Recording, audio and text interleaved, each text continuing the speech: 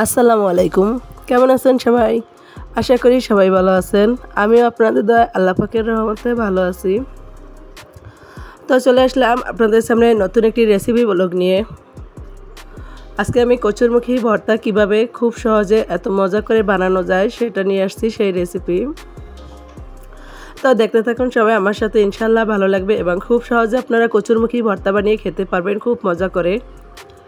তো এখানে দেখেন প্রথমে আমি হাফ কেজি কচুরমুখী নিয়ে নিলাম। তো এগুলো আমি একটু গরম পানি দিয়ে নিয়েছি, যেহেতু গরম পানি দিলে একটু তাড়াতাড়ি এটা পরিষ্কার হয়ে যাবে। তো হাত দিয়ে ডলে ডলে দেখি আমি যে সবটাই পরিষ্কার হয়ে যাচ্ছে। তো আমি ভাবলাম যেহেতু হাত দিয়ে ডলে আসে তাহলে একটু চামিচের সাহায্য নেই, খুব সহজেই সবটাই চলে আসবে। তো একটু চামিচের সাইড দিয়ে আমি একটু একটু করে ছিলে দিতেছি, খুব সহজেই চলে আসতেছে কালো অংশটা। তো আমি কালো অংশটা এভাবে আস্তে আস্তে করে পরিষ্কার করে নিব। আপনারা দেখতে পাচ্ছেন খুব সহজেই একদম পরিষ্কার হয়ে আসছে। অবশ্যই আমার ভয়েস দিতে একটু কষ্ট হচ্ছে, আপনারা বুঝতে পারতেছেন আমার ভয়েস শুনে। তো প্লিজ সবাই ক্ষমা দৃষ্টিতে দেখবেন। যেহেতু আমার নতুন চ্যানেল, তো নতুন চ্যানেলে যদি আমি ভিডিও না ছাড়ি তাহলে হয়তো আমার চ্যানেলে ঝামেলা হতে পারে, হয়তো ডাউন হয়ে যেতে পারে। এই জন্য আমি ভাবলাম যে না, যে কষ্ট হলেও আমি যেরকম ভয়েস দিতে পারি এইভাবেই আমি ভিডিওটা ছাড়ি। আর এমনি তো না ছাড়লে আমি দেখি যে অনেকটাই চ্যানেলের নিচের দিকে চলে যায়। তো ভাবলাম যে না, কষ্ট হলো আমি ছাড়ি। আর আমার যারা ভিউয়ার্স আছে তারা অবশ্যই একটু কষ্ট করে বুঝে নেবেন। ইনশাল্লাহ সুস্থ হয়ে যাব। সুস্থ হয়ে গেলে আগের মতো কণ্ঠ ঠিক হয়ে যাবে, তখন খুব সুন্দরভাবে ভয়েস দিতে পারবো। তো দেখেন এখানে আমি খুব সহজে কচুরমুখীগুলো পরিষ্কার করে নিলাম, কালো অংশটা। তো এখানে আমি পানি দিয়ে একদম পরিষ্কার করে নিব। তো এখানে যে পানিটা দিচ্ছি সেই পানিটা দেখেন একদম ঘোলাটে হয়ে গেছে। যেহেতু কচুরমুখীর একটা কষ আছে, তো এই জন্য পানিটা একদম ঘোলাটে হয়ে গেছে। তো আমি পরিষ্কার পানি দিয়ে একটু বারবার করে ধুয়ে নিব। এখানে আমি হাঁড়িতে একটু পানি দিয়ে নিচ্ছি, যেহেতু আমি কচুরমুখীগুলো সিদ্ধ করব। তো ভর্তা বানালে অবশ্যই সিদ্ধ করে নিতে হবে। তবে এখানে আমি পানি দিয়েছি, পানিটা গরম হয়ে গেলে আমি কচুরমুখীগুলো দিয়ে নিব। পানিটা এখনও গরম হয়নি, তবে আমি একটু হালকা হালকা গরম হলেই কচুরমুখীগুলো দিব। তো এক এক করে আমি কচুরমুখীগুলো দিয়ে নেই। এভাবে যারা কখনোই কচুরমুখী ভর্তা বানায় খাননি তারা প্লিজ এভাবে একটু বানিয়ে দেখবেন। অবশ্যই অনেক বেশ মজা হবে। কারণ আমরা যেহেতু বাসার সবাই অসুস্থ, তো মুখে কারো কোনো রুচি নাই, কেউ কোনো খাবার খেতে পারতেছি না। তো এইভাবে ভর্তা বানালাম এই জন্য যে এভাবে একটু ভর্তা বানালে হয়তো বা খেতে পারবো। তো খুব ঝাল ঝাল করে আমি ভর্তাটা বানাইছি। তো আমি আর আপনাদের ভাইয়া মোটামুটি একটু খেয়েছি, কিন্তু বাচ্চারা তো খাবার খায় না। তো আমি কচুরমুখীগুলো দিয়ে নিতেছি সিদ্ধ হওয়ার জন্য।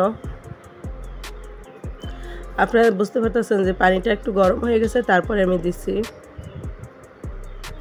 অবশ্যই আপনারা ফ্রেশ কচুরমুখী নেবেন। ফ্রেশ কচুরমুখী না হলে কিন্তু এত সহজে সিদ্ধ হবে না। এই যে খুব সহজে আমি সব কচুরমুখীগুলো দিয়ে এবার ঢাকনা দিয়ে দিব।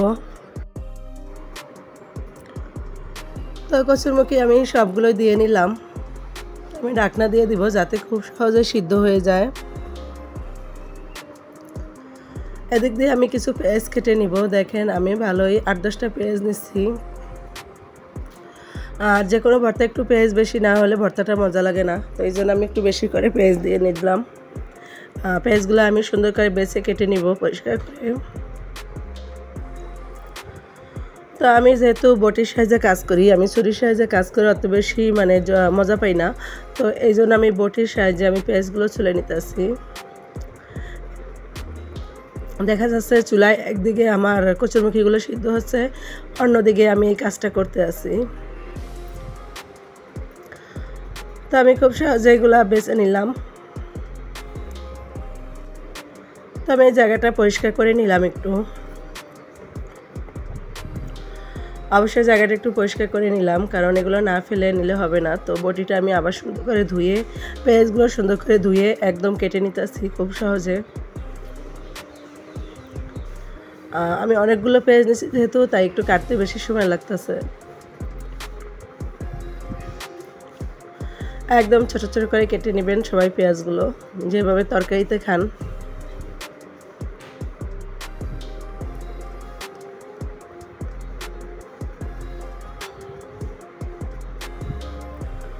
এখানে আমার পেঁয়াজগুলো কাটা হয়ে গেছে। এখন আমি এই জায়গাটা একদম ক্লিন করে নেব, কারণ আমি রান্না করি যখন, তখন সাথে সাথে পরিষ্কার না করলে আমার কাছে ভালো লাগে না। আমি কচুর মুখিগুলো একটু দেখি কি অবস্থা। তো এই যে দেখেন প্রায় সিদ্ধ হয়ে আসছে। আমি বারবার করে অনুরোধ করবো সবাইকে, প্লিজ আপনারা একটু ক্ষমা দৃষ্টিতে দেখবেন, যেহেতু আমি কণ্ঠ দিতে মানে ভয়েস দিতে অনেক ঝামেলা হচ্ছে আমার। তো তারপরে যেহেতু আমি ভয়েস দেই, এই জন্য দিলাম আজকে। তো এদিক দিয়ে আমি কিছু কাঁচামরিচ, কিছু শুকনা মরিচ একদম সুন্দর করে ভেজে নিচ্ছি। সেগুলো একটু হালকা লবণ দিয়ে, পরিমাণ মতো লবণ দিয়ে আমি একদম ডোলে ভেঙে নিব, গুঁড়ো গুঁড়ো করে নিব।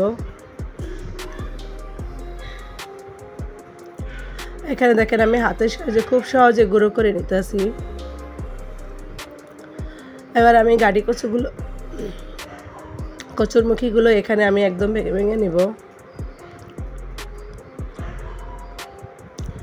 দেখেন কচুরমুখীগুলো কতটা সিদ্ধ হয়ে গেছে, কতটা সুন্দর হয়েছে, অল্পতে একদম ভেঙে যাচ্ছে, হাত দিয়ে চাপ দিচ্ছে আর ভেঙে যাচ্ছে। এতে কোনো পাটায় বাটাবাটি বা কোনো ঝামেলা নাই, একদম হাত দিয়ে চাপ দিলেই চলে আসে।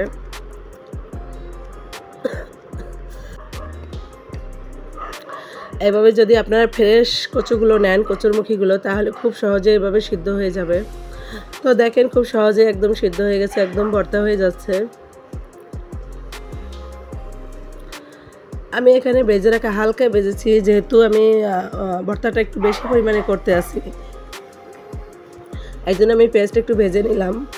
কাঁচা পেঁয়াজ আপনারা ব্যবহার করতে পারেন, কাঁচা পেঁয়াজের ভর্তাটাও ভালো লাগবে।